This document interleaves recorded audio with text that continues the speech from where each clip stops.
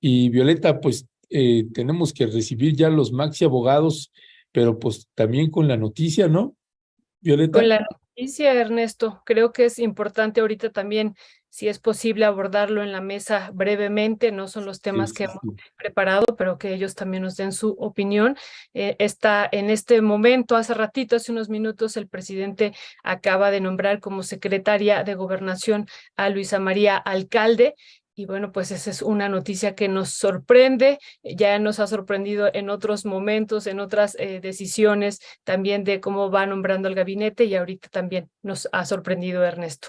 No pensábamos, hablábamos todo el tiempo de quiénes podrían ser, hacíamos una lista, pero no incluimos, nunca incluimos a María Luisa Alcalde, a Luisa María Alcalde. Luis Manuel, pues sí, una sorpresa seguramente para el ciudadano magistrado también, que ya lo veo por ahí, poco despeinado, pero bueno, esperemos que ahorita se acicale un poquito. Y a mí se me hace que tiene ahí viendo dónde está, y hace poco que anduve rumbo a Coahuila y esos rumbos, pues pasé por San Luis Potosí y me suena como que está en San Luis Potosí el ciudadano magistrado. Muy buenos días, ciudadano magistrado Federico Anaya. Buenas, precisamente estoy acá en San Luis dando unas clases, pero ya mañana estoy en la Ciudad de México. Bueno, pues esto que señalaba ahorita Violeta, Federico, ¿cuál es tu impresión? Tu impresión de esta decisión que tomó el jefe del Ejecutivo Federal, Luisa María Alcalde, como secretaria de Gobernación. Yo en realidad estoy sorprendidísimo. Yo hubiera pensado, incluso el viernes que estuvo Pablo Gómez, hasta pensé en Pablo Gómez porque lo volteaba a ver mucho. También pensé en Jesús Ramírez, que también lo hemos visto también ya como operador político. Pues dijimos, pues por ahí a lo mejor puede ser, pero no nos imaginamos. Bueno, yo no me imaginé, me parece que Violeta tampoco, a Luisa María Alcalde. ¿Cuál es tu impresión? Ah, mira, en estas cosas más vale no apostar, porque seguramente uno va a perder. Pero lo que sí me parece interesante es en alguna conversación con un buen amigo politólogo, él me insistía que la persona que sustituiría a Adán Augusto tendría que ser un gobernador. Un poco con la idea de que Adán Augusto era gobernador. Y entonces empezaron a circular nombres de gobernadores, que sí, el de Michoacán, etc. Tengo la impresión de que nuestra sociedad política, por más que ninguno de nosotros realmente nació antes de 1920, seguimos pensando con la vieja lógica que leímos que se tenían que hacer las cosas. Entonces, de entrada, qué bueno que el presidente hace un nombramiento fuera de esas lógicas. Por otro lado, honestamente, a mí me parecía que lo más razonable en el caso de gobernación era que el subsecretario más importante de Bucareli quedara como encargado de despacho, porque eso aparte es subrayar la importancia que tiene la Subsecretaría de Derechos Humanos. Bueno, un detalle que me parece importante, es mi otro comentario. Gobernación, si ustedes lo revisan bien, no tiene ya un perfil muy claro. Ahorita dijo Ernesto algo, son los operadores políticos, pero operadores políticos los puedes tener en muchas otras posiciones y funcionar bien. Jesús Ramírez, desde Comunicación Social. El problema es que Gobernación se vació durante el periodo neoliberal de funciones, y creo que pese a todos los cambios que ha habido en este sexenio, Gobernación no ha encontrado su verdadera voz. O sea, ¿para qué sirve la Secretaría de Gobernación? Ahora, ¿para qué debería servir la Secretaría de Gobernación? Mi opinión es que al futuro es precisamente la instancia administrativa que vigila que se respete la Constitución y los derechos humanos. Por eso, yo diría, lo que para mí era más lógico es que el más importante de los subsecretarios siguiera al frente. Y no es porque Alejandro Encina sea una muy buena persona, sino porque la labor que le toca hacer es, en mi opinión, el centro de esa cosa que nadie ha visto completa, que es la nueva Secretaría de Gobernación, en un régimen ya democrático. Ojo, y en ese sentido, capaz que la compañera alcalde Justiniani nos va a ayudar a acercarnos a eso, porque es otra lógica, es otra generación. Ojalá, vamos a ver. Muchas gracias. Pues ya está aquí con nosotros nuestro querido David. Muy buenos días, David. Pues estamos hablando de esta decisión que tuvo esta mañana el presidente de nombrar a Luisa María Alcalde como la secretaria de Gobernación. ¿Cuál sería tu valoración y esto que decía? ¿Cuál es el mensaje de no dejar a Alejandro Encinas al frente de esta responsabilidad? ¿Cuál es tu valoración, querido David? Y esto que ahorita está señalando ahorita Federico, nos parece importante en el marco también de lo que ha ocurrido este fin de semana. Yo decía ahí cómo lo tejemos y a ver si ustedes ahorita también nos pueden ayudar a esto, de lo que ha acordado este mecanismo laboral de respuesta rápida del TEMEC, donde, bueno, finalmente hacen un llamado a Grupo México diciendo lo que ha ocurrido en esta huelga en Zacatecas, en Sombrerete, pues no fue atendido en México y realmente se han violado los derechos laborales de los trabajadores, y entonces ahí los mineros son muy críticos con Luisa María Alcalde. Entonces toda esta parte diciendo que finalmente viene la justicia, que esperemos que así ocurra, no de la Secretaría del Trabajo, sino tiene que venir, insistimos, de este mecanismo laboral de respuesta rápida del TEMEC. ¿Cuál sería tu valoración, querido David?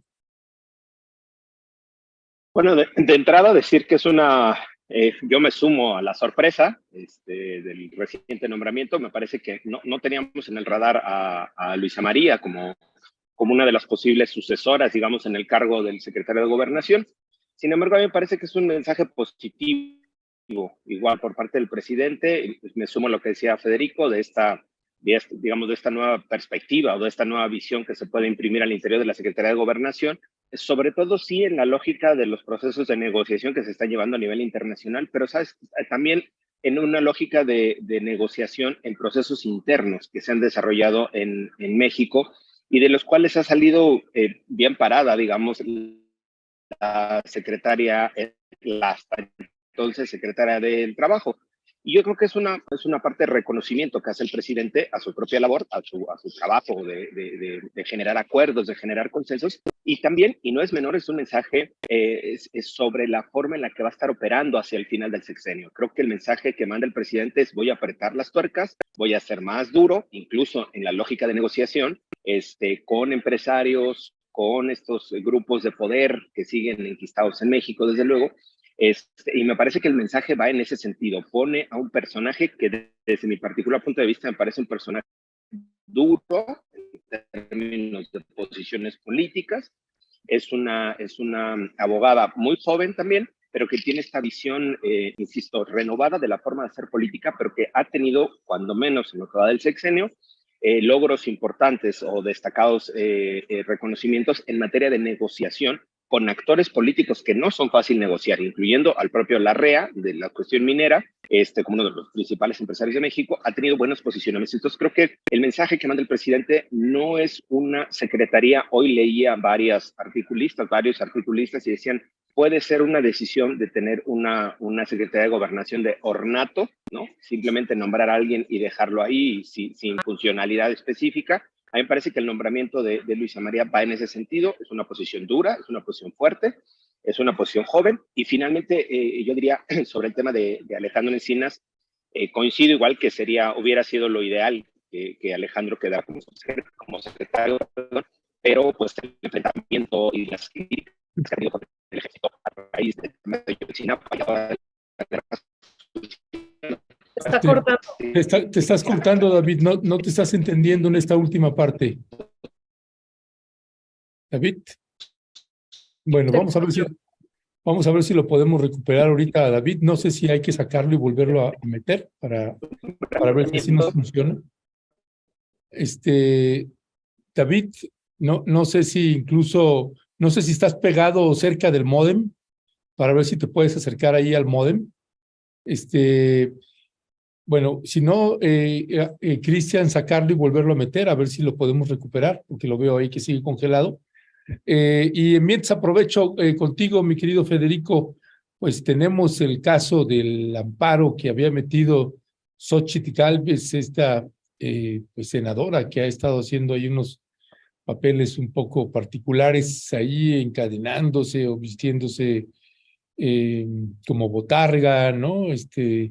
Como un dinosaurio, haciendo shows ahí durmiendo en el Senado con Emilio Álvarez y Casa, en fin, un personaje muy particular desde mi punto de vista, un personaje muy triste de la política mexicana, una mediocridad muy fuerte, pero ella metió un amparo, dice, pues yo tengo derecho, yo quiero ir a la mañanera y tengo derecho de réplica. Y ¿qué decía al respecto? También le cuestionaban al presidente y el presidente diga, pues aunque gane el amparo, aquí no va a entrar y no le vamos a abrir un espacio de difusión.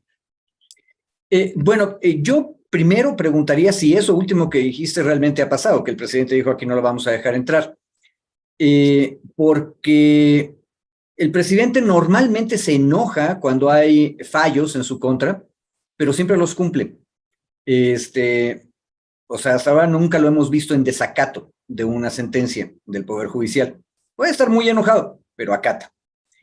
Y aquí lo que yo quería puntualizar es que Xóchitl, más allá de su carácter, que es importante analizarlo, y si quieres regresamos a eso después, Xóchitl misma, cuando fue el lunes pasado a tratar de entrar a la mañanera, una y otra vez, cada vez que se paró en el momento en que cruzó una valla de seguridad, luego llegó a la puerta, luego regresó para que le vieran unos materiales, luego volvió a hablar con los reporteros. En cada uno de esos momentos, Xóchitl repetía que el presidente de la República, el Poder Ejecutivo, que es la autoridad responsable, seguían teniendo tiempo para apelar la decisión del juez. En otras palabras, Xóchitl decía que su amparo todavía no era firme, para empezar a hablar en abogadil. En otras palabras, en el momento en que Xóchitl fue ahí, Xóchitl nos dijo, o sea, no interpretemos a los demás, Xóchitl dijo que no había sentencia firme. En otras palabras, el presidente no tenía por qué abrirle la puerta. Y si eso es cierto y Xóchitl lo está diciendo, mi pregunta es, pero entonces, ¿para qué fue? Fue, y esta es mi opinión, para hacer escándalo.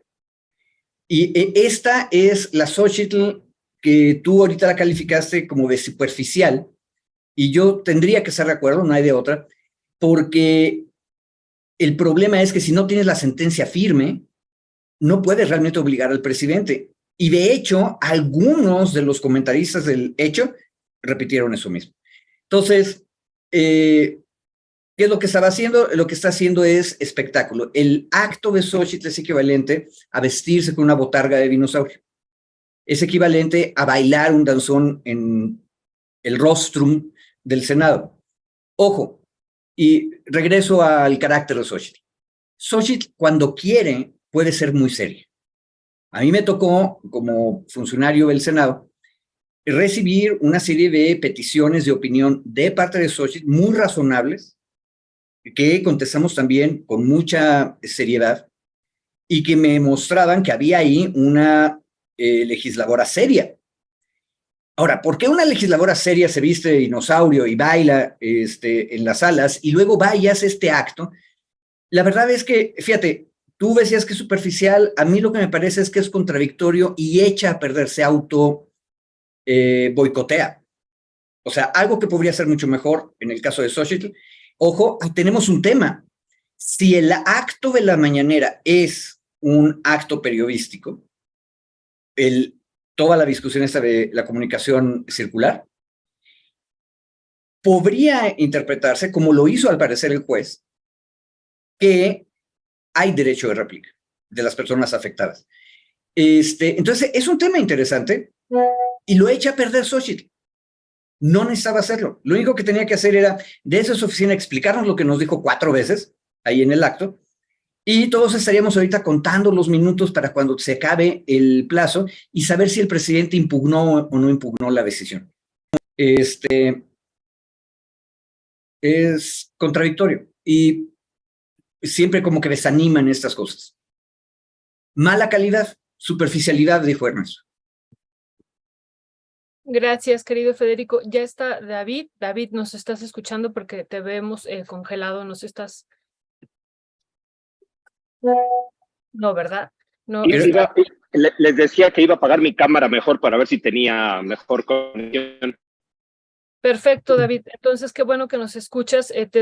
Todavía te vemos un poco cortado, pero a ver si alcanzamos a entenderte ya ahorita que empieces a hablar. Esto que decía ahorita Federico de que no hay sentencia firme, pero finalmente, aunque no hubiera, se presentó y él dice, pues ese es un espectáculo. Hemos visto durante esta semana, después de que fue a la mañanera, donde, por cierto, también habría que analizar que sus últimas expresiones fue AMLO me tiene miedo, por eso no me abre, eso también fue parte, por eso decimos, es todo un show el que quiera ella dar y llamar la atención, pero finalmente esta semana vimos que ya no solamente la están postulando la oposición para la Ciudad de México, sino para la presidencia de la República. Y bueno, el presidente ha dicho, y ahí cuál sería tu análisis que tienes, querido David, que lo que ella quiere hacerse es propaganda, ¿no? Y que bueno, pues entonces, ante esta propaganda que ella quiere hacerse, no solamente a la Ciudad de México como jefa de gobierno, sino ahora a la presidencia, pues es lo que ella está buscando. ¿Cuál sería tu análisis sobre esto, querido David? Uy, no. No. No. Entonces, querido Federico, esta parte de, pues que ya vimos esta semana, que pues va hacia la presidencia, que esto hay que tejerlo con lo que tú estabas comentando. Pues sí, pero la parte triste de la historia es al electorado, a las ciudadanas que van a votar potencialmente por la alianza opositora, les parece que es serio una persona que en el mismo acto nos dice, el presidente todavía puede ir ante el juez y reclamar.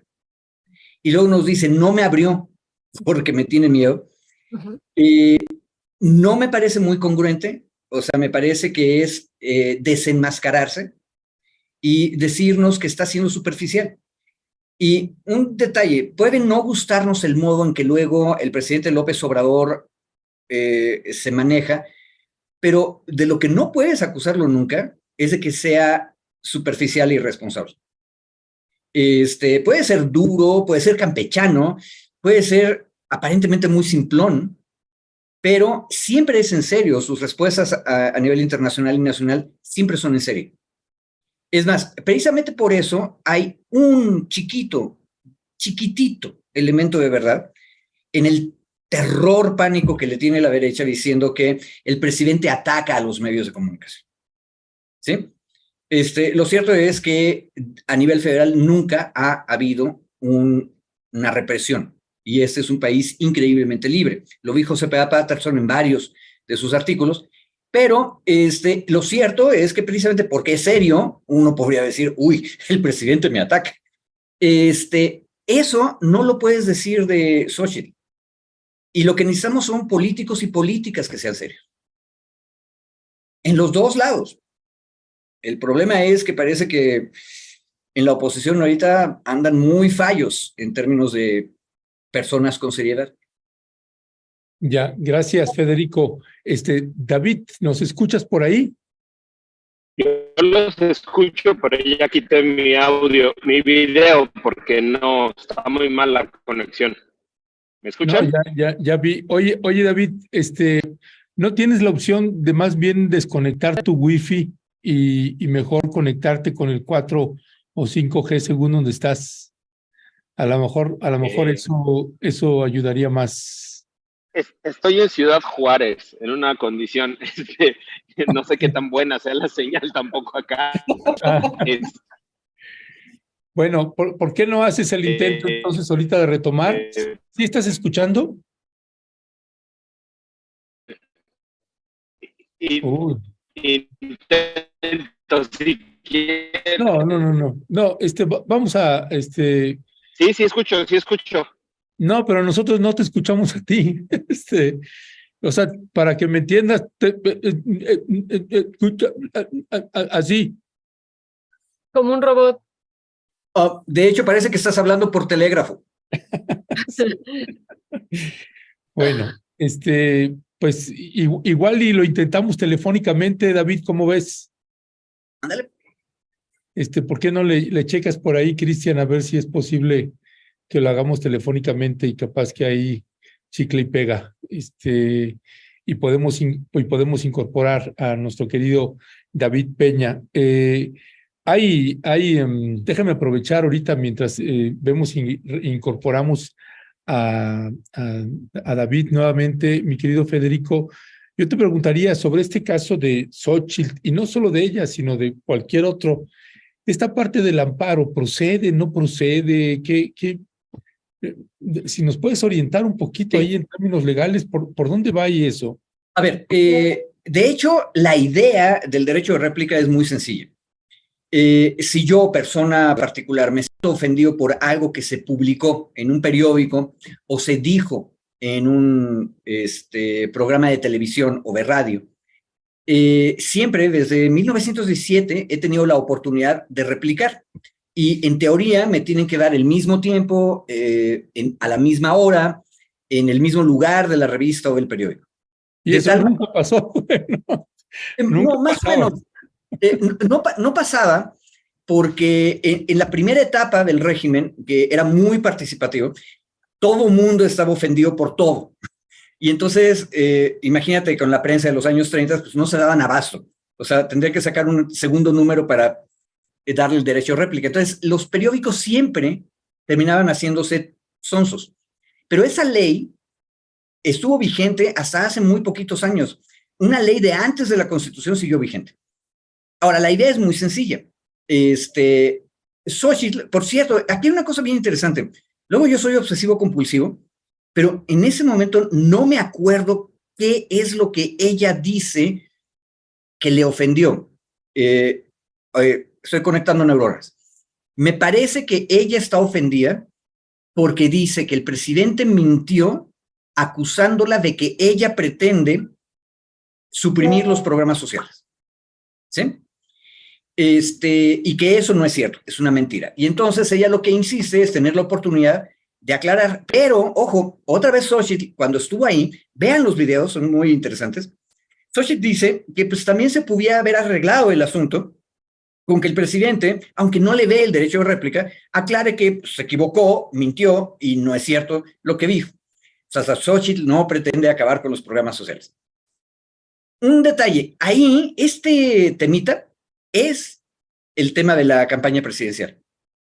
Nadie en su sano juicio pretendería eliminar los programas sociales que el obradorismo logró implementar desde la presidencia en estos 4 años. ¿Por qué? Porque tienen mucho consenso social, porque incluyeron a mucha gente que nunca se sintió incluida, e incluso los partidos de la derecha tienen que aceptar esa realidad y sobre eso construir propuestas alternativas. Eso se llama democracia. Y por cierto, esto que estoy diciendo es una teoría de Przeworski, uno de los sabios norteamericanos que invita a Lorenzo Córdoba luego para dar conferencias, que es bastante mejor persona que Lorenzo. Entonces, Xóchitl tiene un punto interesante porque dice, no es verdad, yo no quiero acabar con los programas sociales. El presidente dijo que sí. Por lo tanto, quiero que me dé oportunidad de aclararlo, pero también dijo, o que él lo aclare. Y eso, si ustedes lo piensan, es un inicio de campaña presidencial. Xóchitl desde la derecha dice, yo voy a mantener los programas sociales. Cosa que probablemente otro precandidato de la derecha, Gustavo de Hoyos, diría, no, eso no queremos hacer. Pero ojo, no estoy seguro, porque Gustavo de Hoyos inteligentemente nunca ha discutido el tema. O sea, él no ha dicho que los va a quitar. Pero tampoco ha dicho lo que sí ya dijo Xóchitl, que los va a mantener. Bueno, esa es la carnita. La carnita es el derecho de réplica. Es un acto de información pública, es un lugar donde el presidente opina, y si opina algo que ofende a una ciudadana, el presidente tendría el deber de darle derecho de réplica. Es más, lo hace todo el tiempo. Luego, algunos de los reporteros son muy salameros, pero otros son muy críticos. Y a veces hay paciencia más o menos grande del presidente para oír a todos, pero esa es la idea del espacio circular donde están debatiendo. Hoy, por ejemplo, al presidente no le gustó mucho alguna cosa que se dijo de uno de sus exsecretarios. Y dijo, sí, que no, él dijo que no iba a opinar. E incluso estuvo al borde de decir, por favor, no me pregunten esas cosas. Pero, si ese es el espacio, Xochitl tiene un punto muy razonable de que la dejen hablar. Ahora, hasta ahora, nadie ha ido ahí, a ese espacio, con el ánimo de convertirse en botarga, ni vestirse de dinosaurio, ni de encadenarse. Entonces, yo creo que hay dos Xochitl, una especie de señora Jekyll y doctora Hyde, que ella misma se pone obstáculos para el ejercicio de sus derechos ciudadanos. Digo, lo peor que hemos visto en términos de superficialidad es de pronto Lord Molecula, pero hasta Lord Molecula prepara bien sus preguntas, un poquito largas, como que no van al caso, pero es respetuoso. O sea, el diálogo sigue circulando. Pero pues, ¿cómo circulas tú con una botarga de dinosaurio? No hay manera. Y Xochitl, cuando fue, la semana pasada, iba en ese plan. Era obvio. Y luego tampoco tan organizada. Vean los videos, es muy interesante. Ella cruzó las vallas de seguridad y luego resultó que se le había olvidado algunas cosas que necesitaba, entonces tuvo que regresarse. Digo, para hacer espectáculo público también uno tiene que estar más o menos organizado, ¿no? Y yo creo que eso le falta de pronto a ella.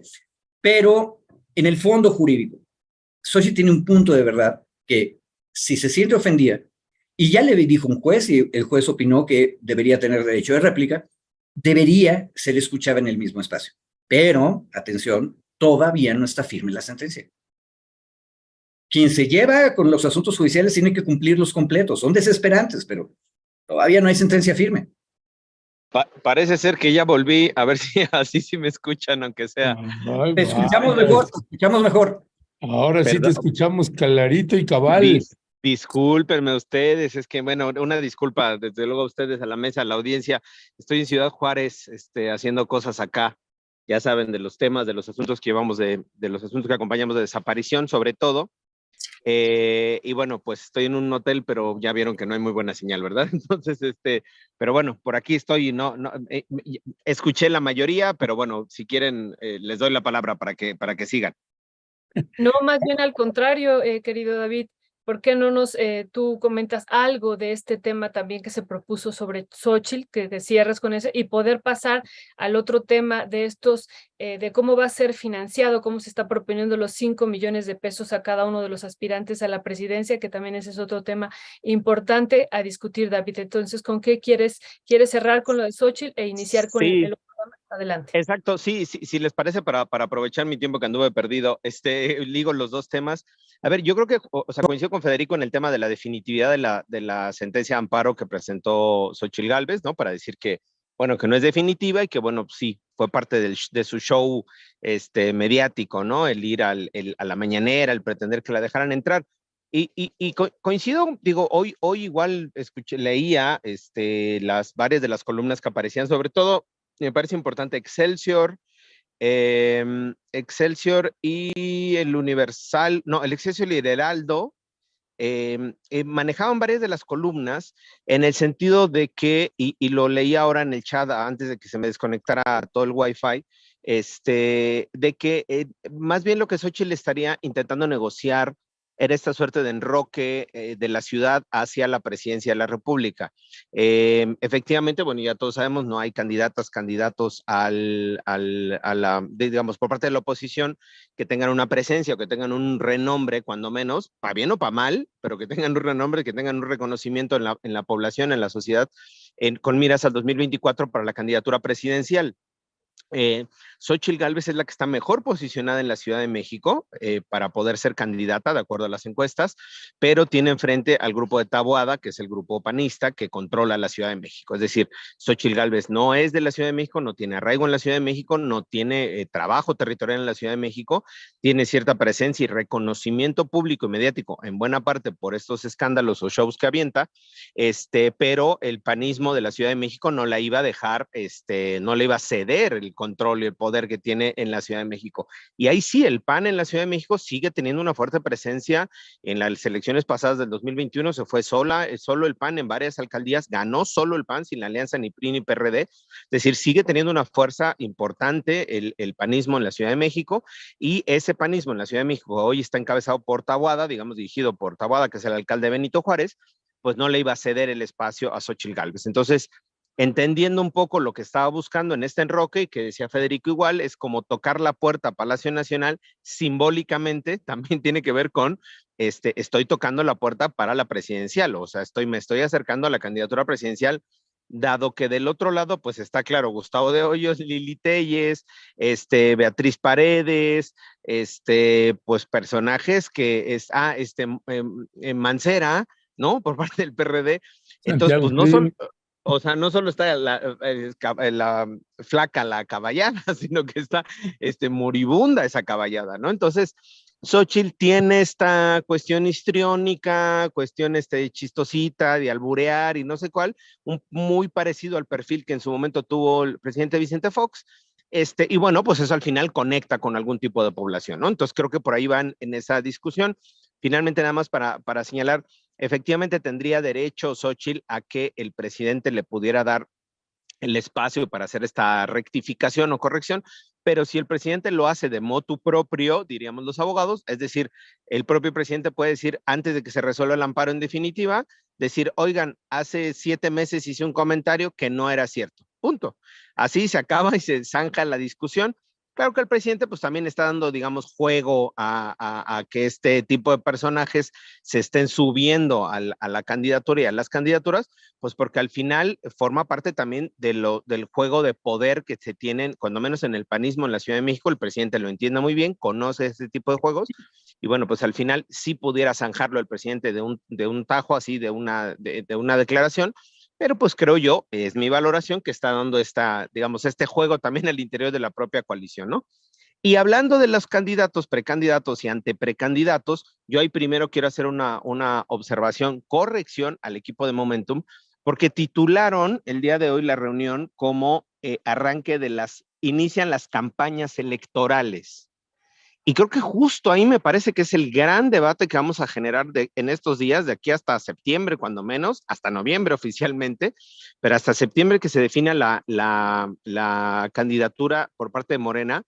No estamos en campañas electorales, no estamos en precampañas electorales, no estamos en anteprecampañas electorales. No tiene un nombre en realidad la etapa en la que estamos.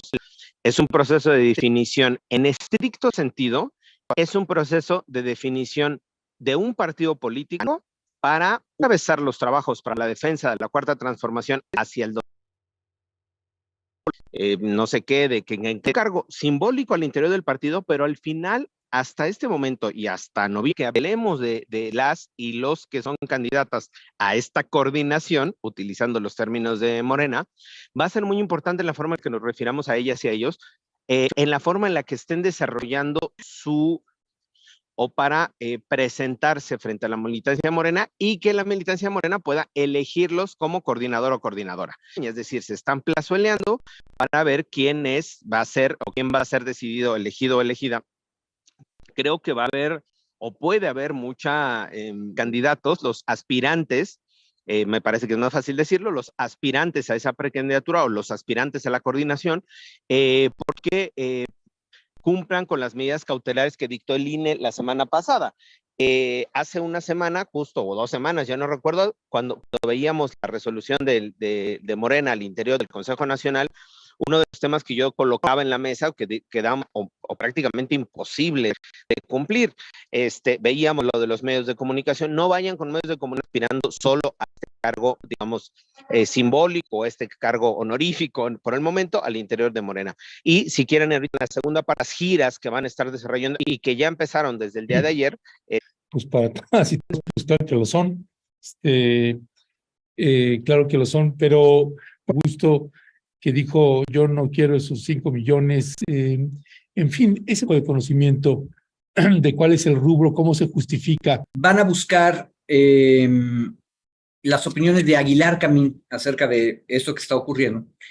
Aguilar Camín, cada vez que opina de esto, dice todo es ilegal. Y la verdad a mí me da miedo cuando lo oigo hablar así, porque digo, no hombre, pues nos vamos a ir todos al infierno, ¿no? De todos tan temido ahí con los diablos. Pero aquí hay un problema importante. Tenemos una regla fuerte, o sea, más allá de campaña, pre-campaña, etc. Hay una regla poderosísima que todos estamos de acuerdo en que no debe infringirse, y es que tú no puedes utilizar recursos públicos para promocionarte personalmente. Y esta regla es todo el tiempo.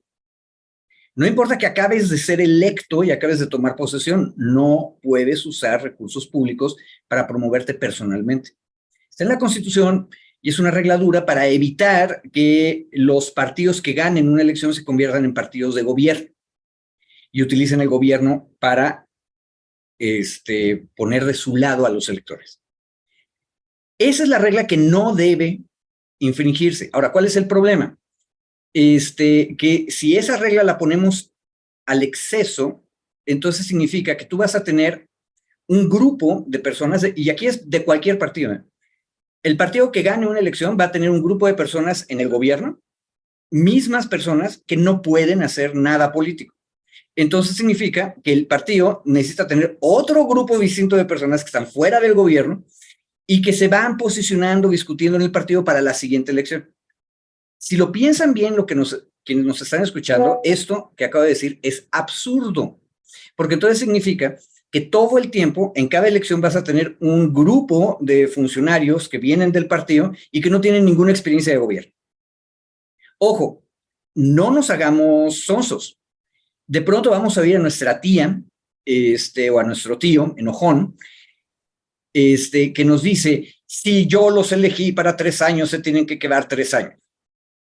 Sí, pero entonces, si cumplo completamente esa tu regla, significa que los siguientes 3 años tú vas a tener que elegir a una persona que no tiene ninguna experiencia.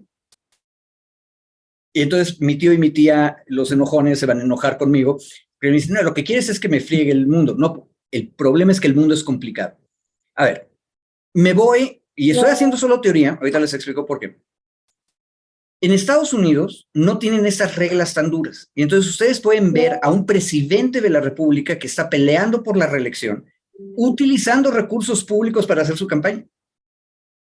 O sea, el presidente Biden dijo que va a ser candidato y cuando sea candidato se va a mover en el avión presidencial. Entonces, en Estados Unidos no tienen esta regla, pero acuérdense, Estados Unidos tiene una regla electoral muy primitiva. Pero, ojo, Estados Unidos, aparte del dinero de la presidencia y del gobierno federal, hay mucho dinero involucrado en las campañas que equilibran democráticamente las cosas.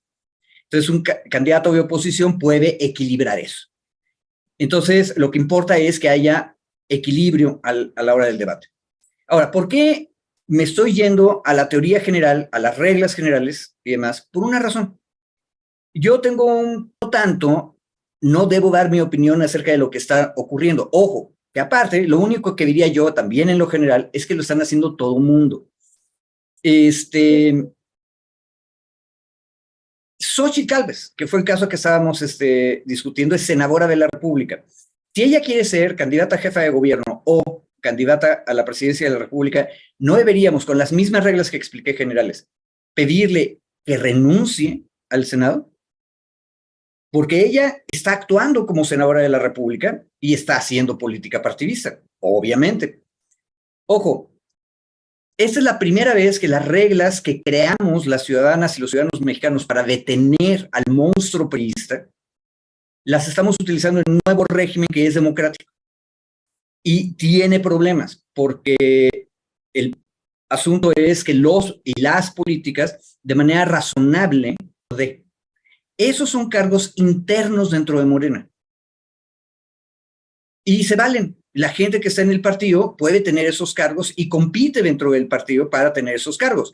Es exactamente lo mismo, acuérdense, el pleito que traían el señor Krill y la señora Telles, los dos funcionarios públicos, uno diputado federal y la otra senadora de la República, diciendo si necesitan o no necesitan 1 millón de firmas de panistas. ¿No deberíamos prohibirles que siquiera discutan eso en público porque son funcionarios públicos? Pues sí, pero Aguilar Camín, por supuesto, nunca nos va a decir nada de ellos. Pero lo que están diciendo son reglas internas del PAN. Por cierto, que todo el mundo se burlaba porque dicen, piden 1 millón de firmas y el padrón nacional del PAN son 350,000. Entonces, ¿cómo vas a conseguir 1 millón de firmas si no alcanzan los panistas? Cuando, ojo, que eso es lo importante, es un proceso interno. Pero es un proceso legal, por supuesto que es legal, dentro del partido. La pregunta es, ¿se vale que los candidatos estén en ejercicio público mientras participan en eso? Morena dijo que no, y por eso dijo que se salga. El PAN todavía no dice eso, y por eso Krill, Xochitl Gálvez y Lili Telles siguen dentro de sus cargos. Ahora, mi recomendación es, meditemos las reglas. A veces nos creamos reglas que nos atan las manos y luego ya no nos permiten hacer lo que necesitamos hacer, que son discusiones sobre política pública, personalidades, etc. Yo le meto candela porque ya nos quedan poquitos minutos yo por mis retrasos que traía. A ver, nada más, creo que la parte de la discusión, esto que dice Federico, justo colocar en términos de qué sí, qué no se puede hacer. Y me parece que ahí es donde está la discusión o una parte de la discusión interesante. Me refería yo a las medidas cautelares que dictó el Instituto Nacional Electoral la semana pasada y quiero leerlas porque en la lectura de las medidas cautelares es donde justo me parece que está, diría Federico, el diablo, ¿no? Esto del pecado, no sé qué. Se presentan ante el proceso interno de Morena, se presentan diversas quejas en la comisión de quejas del Instituto Nacional Electoral y la semana pasada justo resuelve el Instituto Nacional Electoral y aglutina una serie de medidas cautelares, digamos, de tutela preventiva, se le llama. Es decir, yo te dicto ciertas reglas, ¿no? Preventivas para que tú, si las cumples, estás cumpliendo con el marco legal de instituciones y procedimientos electorales, en términos generales, ¿no? Es válido que tú tengas un procedimiento interno para elegir al coordinador o coordinadora de los esfuerzos y la defensa de la 4T, claro que es válido al interior del partido, pero tienes que seguir estas reglas porque si no, estás trastocando los principios electorales, que aunque no estamos en campaña electoral, el INE dice, si tú haces esta serie de actos, estarías incurriendo en una violación de carácter electoral, porque estarías haciendo actos anticipados de campaña. Y me parece importante colocarlo en la discusión, justo no tanto porque sea hoy no es el INE de Lorenzo Córdoba, de Ciro Murayama, que está en contra de la cuarta, es un INE modificado, transformado, tampoco estoy diciendo que es el mejor y que sea impoluto, pero es un INE que ha dejado, digamos, esta posición militante, ¿no?, en contra del gobierno y que está, hasta mi particular punto de vista, velando sí porque se cumplan esas reglas mínimas del proceso electoral. Si no estamos de acuerdo en las reglas del proceso electoral otra vez, pues entonces las volvemos a cambiar o que se vuelvan a cambiar o ya no se pueden cambiar porque ya estamos en camino y empieza a partir de septiembre el proceso electoral y ya no se pueden cambiar. Entonces hay que jugar con las reglas que se tienen. Si no se está de acuerdo con las reglas que se tienen, bueno, pues entonces no se juega. Si se va a jugar en el proceso, en este proceso, para elegir al coordinador o coordinadora de los esfuerzos de la 4T, que eventualmente será precandidato o precandidata a la presidencia cuando se den los tiempos electorales, dice el INE, no podrán, y voy a citar, los discursos y mensajes que realicen no deberán contener directa y explícitamente llamados expresos al voto en contra o a favor de persona o fuerza política alguna. 2. Los actos que realicen las personas involucradas no deberán tener como objetivo el obtener respaldo, vean esto, para ser postuladas como precandidatas a un cargo de elección popular. No deberán tener como objetivo el obtener el respaldo para ser postuladas como precandidatas a un cargo de elección popular. Ese lo repetí porque me parece muy importante el fraseo. Sigue. En las medidas cautelares, la propaganda que en el caso se exponga en los actos que se realicen no deberá tener el propósito de dar a conocer propuestas relacionadas con alguna aspiración de carácter electoral. Por el contrario, la misma deberá contener de forma clara y visible el proceso al que va dirigida, es decir, el proceso de selección de la coordinación de defensa de la transformación de la cuarta transformación. En ningún momento deberán presentar plataforma de partido político alguno, y bueno, sigue. no deberán realizar manifestaciones explícitas o inequívocas respecto a una finalidad electoral, esto es, que se llame a votar a favor o en contra de una precandidatura o candidatura de partido político alguno, que se publicite una plataforma electoral o que se posicione a alguien con el fin de obtener una precandidatura o candidatura. No podrán utilizar prerrogativas en los tiempos electorales, no sé qué, y sigue, ¿no? Y ahí, aquí, lo interesante, y termino con esto, es que el propio acuerdo de las medidas sí faculta a que sea el Morena quien asigne los recursos que se puedan utilizar para este proceso interno de la coordinación. Entonces, ahí tiene sentido, digamos, porque esta explicación o esta explicación que da el presidente de Morena de dotarles de 5 millones de pesos a cada uno de sus aspirantes a la coordinación nacional, son con recursos del partido, y eso me parece a mí igual. Puede la gente discutir si es el monto, la cantidad o no, si es suficiente o necesario o no, pero a mí me parece que da mucha más certeza, mucha más transparencia, mucha más claridad al proceso. Obviamente eso no va a impedir que haya otros apoyos externos que puedan estar, o que puedan no ser tan auditables o tan revisables, pero me parece que la asignación misma de estos recursos sí abona a un proceso no solo de piso parejo, sino de transparencia del ejercicio de los recursos. Si Adán Augusto dice, yo no quiero ese dinero, yo tengo el mío propio, a mí me preocupa no solo la actitud, el talante, sino que los recursos propios, ahora sí que propios de él, no están sujetos a un proceso de auditoría ni de revisión como en el ejercicio de los gastos de Morena. Entonces, a mí me preocuparía que en su lógica de él diga, pues yo tengo más dinero o tengo otras fuentes de ingreso y yo lo meto, y como yo no puedo ser auditado ni revisado por las cuentas públicas, pues mi dinero es, pues literalmente mi dinero y me lo gasto en lo que yo quiero. A mí me parece preocupante esa actitud en términos del ejercicio de recursos, insisto, porque al ser dinero del partido político está sujeto a reglas, a presentación de gastos, a comprobación de gastos, incluso al tope de gastos, que tiene, digamos, cierta lógica en este proceso, porque además es un proceso relativamente muy corto, son 6 semanas solamente, ¿no? Para poder hacer la encuesta. Entonces creo, y cierro, me parece que las medidas cautelares en la forma en la que están dictadas en el INE son muy específicas, pero que sí están en la rayita literalmente de incumplirse cada 17 minutos, o son cada 20 minutos cuando hagan un acto cualquiera de estas digamos, aspirantes a esta coordinación.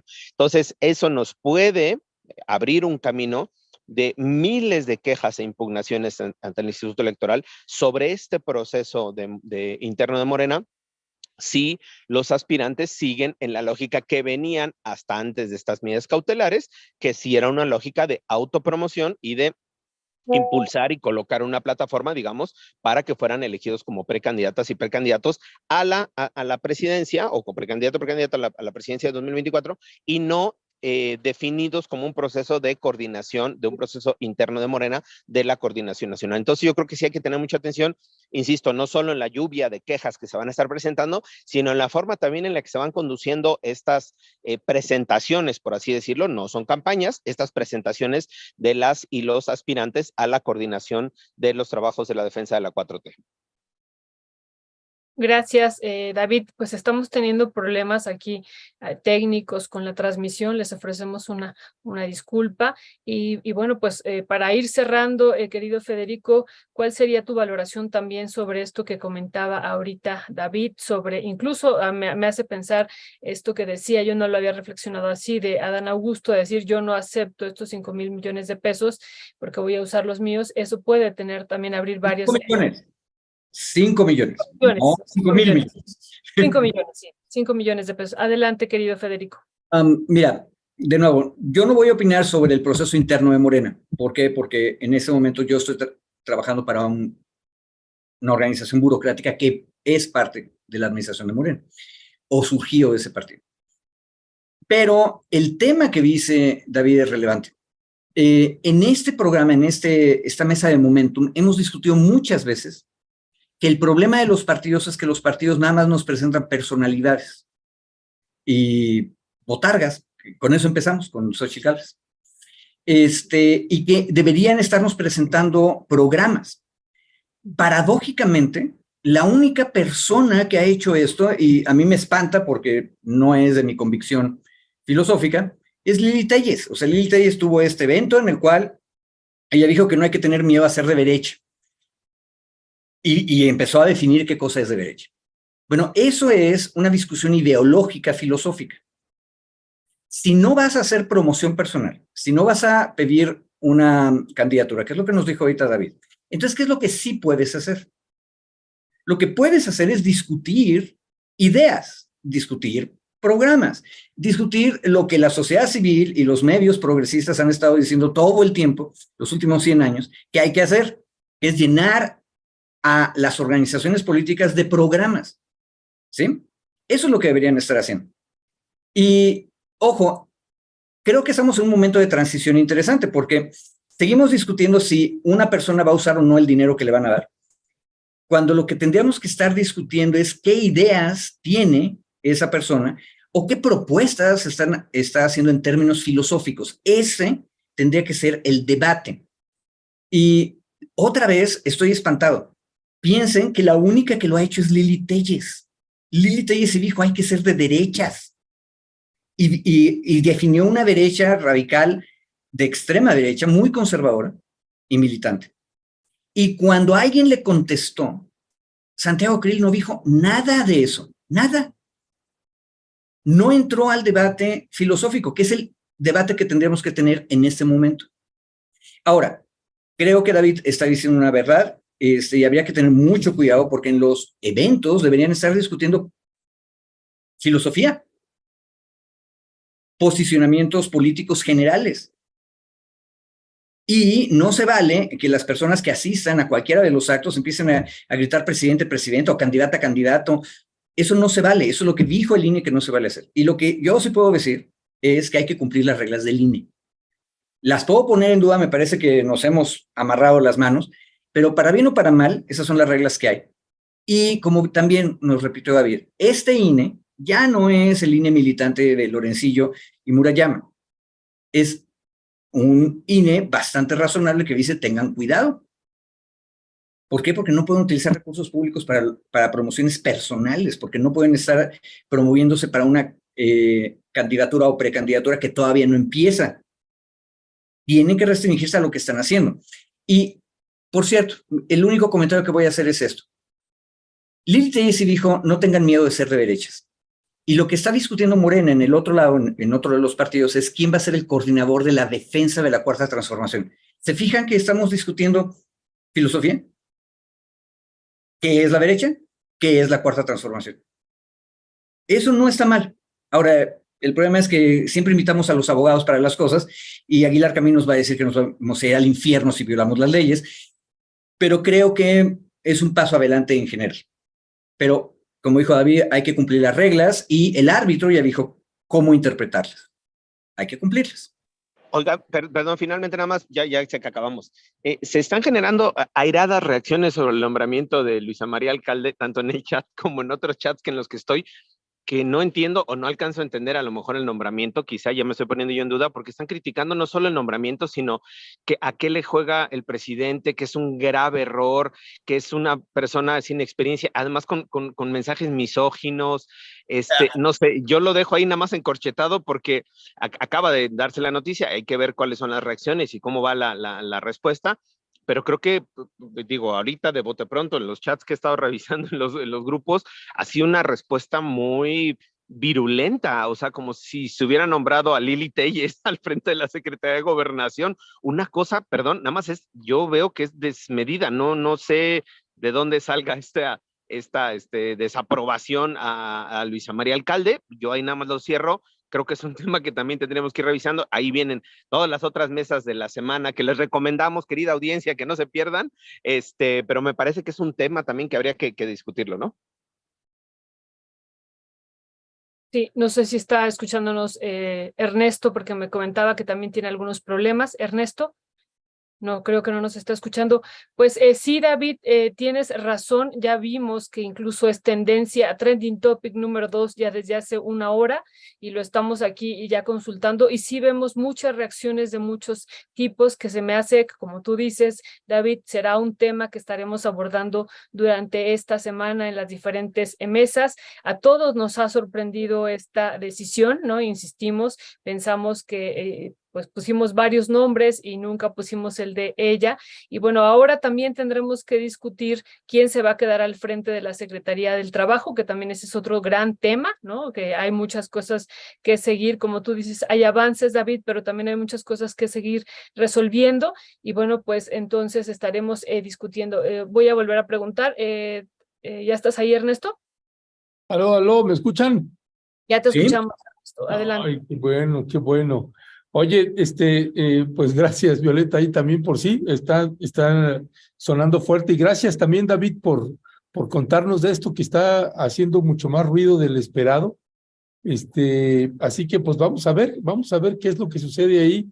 No sé si también ahí para cerrar, Federico, y tienes A ver, algún comentario sobre esto que señala nada más una cosa, David, una explicación. sí, no, nada más un ejemplo de lo que dijo David. Ahorita me metí a Twitter y hay un señor, o señora, no sé, que su avatar es Rich Bond, @Rich de labial R, y su tweet es, caray, no me lo esperaba. Esa señorita no tiene ese nivel. ¿A qué mi presidente? Esta vez no estoy de acuerdo. Eso es exactamente lo que dijo David. Eso es un mensaje misógino. Aparte, adultocéntrico, o sea, como es mujer, es menos, y como es joven, es menos. Eso no se vale. Hay que tener mucho cuidado. Es inesperado, que fue lo que dijimos al principio de esta mesa, pero yo creo que incluso es una buena señal, cambio generacional, y equilibrio de género, pero sí, yo no me esperaba que fueran a ponerse como el Rich Bond pero... Sí, alguien en el chat ponía y se generó el debate, decía, no tiene los tamaños para Ay, hacerse Órale. cargo de la secretaría. Sí, digo, en el chat, a todo el respeto a la audiencia, pero es como, no solo ese tipo de expresiones, pero me parece que son absolutamente descalificantes, o sea, discriminatorias, misóginas, o sea, podemos cuestionar su trabajo, cuestionar su profesionalismo, su trayectoria, eso es válido. Es una servidora pública, es joven, tiene poca trayectoria y en ese sentido lo puedes cuestionar. A ver, no dio resultados aquí, dio muy pocos resultados acá, eso es absolutamente válido, pero que descalifiques a la persona en sí misma por su edad, por su género o por su familia, porque ahí van a venir los siguientes, son a descalificar a Arturo Alcalde y a Berta Luján, que son sus papás, tal cual. ¿no? Y aquí hay uno, Franco Tirado R, @Franco_Tirado_. Todos sabemos que tu papá es el que mueve todo. ¿Qué onda? O sea, ¿qué les pasa? Exactamente, o sea, pero Y bueno, es que, hasta ahí. ¿sabes qué? Hay corrientes, ¿no? Porque también, pues la Jornada y San Juana Martínez le tiraron durísimo también. Así que, pues sí, tiene algunas enemigas ahí que pues van a estar cuestionando. Uno es la audiencia y otro es ahí en los poderes dentro de la 4T, las corrientes políticas que hay, pues también se ve que ahí van a estar duros los cocolazos. Un gran tema para la semana. Y los Sí. sindicatos también, ¿no? Que también ese es otro tema que también tendremos que estar discutiendo en función del nombramiento ahora de Luisa María Alcalde. Y insisto en quién se va a quedar para resolver varios de los pendientes. Ella avanzó mucho, pero hay varios pendientes todavía. Sí, y bueno, yo nada más cerraría también con esto que comentaba David cuando hablaba al respecto sobre en su primera intervención sobre Luisa María Alcalde. A mí me parece que ciertamente no es un viejo o una vieja loba de mar, pero igual eso es bueno.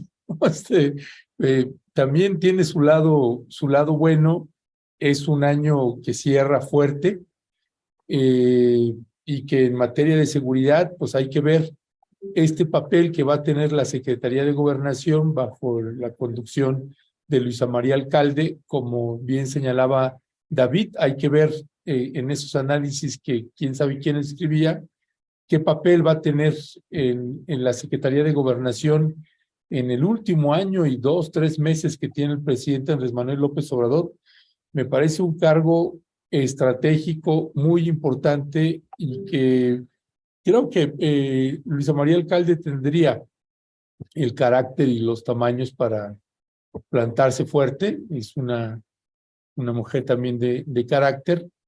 Los está- tamaños dijimos que es misógino, mi querido Ernesto, por favor no lo repitas, así como nos pediste no repetir corcholatas y yo lo asumí, por favor no repitas comentarios que son misóginos. yo asumo eso también y cómo no, a la orden, mi querido David, pero sí me parece que tiene Luisa María Alcalde suficiente carácter para imponerse también en temas que son complejos, difíciles, como lo ha sido pues en ese trabajo en la Secretaría, pues con varios de los sindicatos, y que como bien señala Violeta, pues sí, algunos pues no están muy contentos con ella, otros sí están contentos con ella, así que pues ya estaremos viendo ahí sobre eso. Por lo pronto, pues muchísimas gracias, David, Federico.